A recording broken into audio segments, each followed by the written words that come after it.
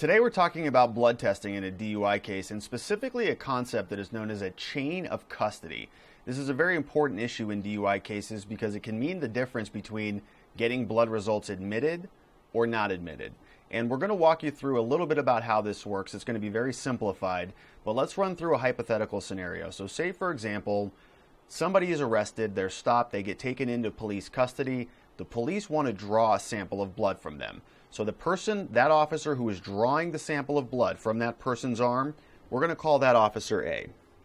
So in a jail or in a DUI van, Officer A actually pulls a sample of blood out of a person's body.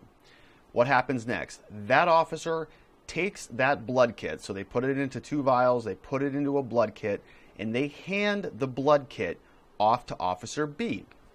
Officer B, who also responded to the DUI, now takes possession of that sample.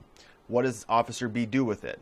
Officer B needs to take that into the police station, into the crime lab, into the lab. So Officer B, now with possession of that blood kit, then takes that sample and he deposits it into the crime lab.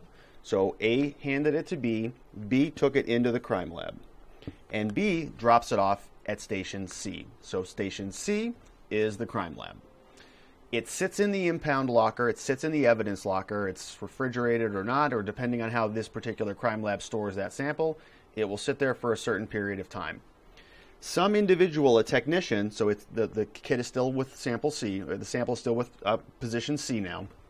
Some other person will come, and this is a crime lab analyst or a lab tech or somebody, will go and they'll pull that sample out from the crime lab, from the depository where the evidence is stored, and they will take it into the actual crime lab and they'll perform their sample, or they'll perform their tests. So they'll pipette it, they'll put it through the gas chromatography machine, and they'll analyze the sample.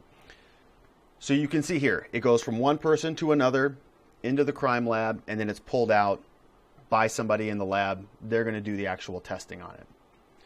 It's very important that you're able to identify this sequence to these handoffs throughout the entirety of your case. Now, this is just a very, very kind of rudimentary explanation. It only involves a couple different people, but in reality, this can be considerably longer. The issue comes into play when somebody's missing in this. So a DUI case can take 6 months or even considerably longer than that. And so sometimes these people may go away.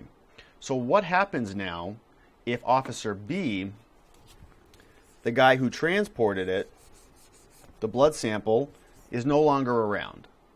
Well, now you're missing a key piece of this chain. So Officer A is still around, he's still on the force. The crime lab's still there, the person who took the evidence and stored it, but the person who transported it, who actually had physical possession of that sample, is gone. He got fired from the force, or she got fired, or this person was reprimanded or found to be falsifying evidence or something like that. And this has actually happened in cases that we've worked on. The person who transported the blood sample is no longer around anymore.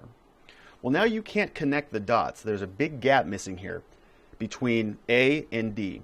So these results, whatever comes out of the crime lab, can no longer be reliable because you don't know what happened here. You don't know if this officer who transported the blood manipulated the blood, if they stored it improperly.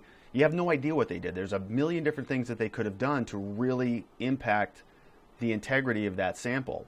And so this is something that you will see in many, many, many DUI cases, especially those involving blood. And as I said earlier, there's a lot more that's involved in this because this is just a very quick sample. You have lab techs, you need to know where the actual blood kit itself came from.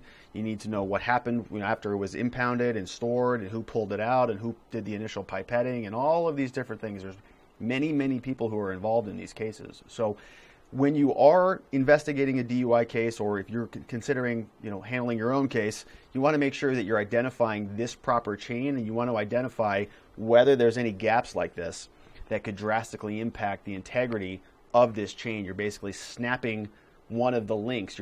The link that connects A to D is snapped. That chain has been broken, and this whole sequence here can now be unreliable.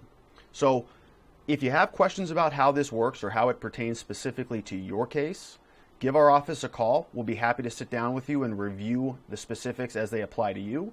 And If you have any other questions about this or for somebody that you love, tell them just to give our office a call. We offer free case evaluations. We're happy to sit down and speak with you. Thanks for watching.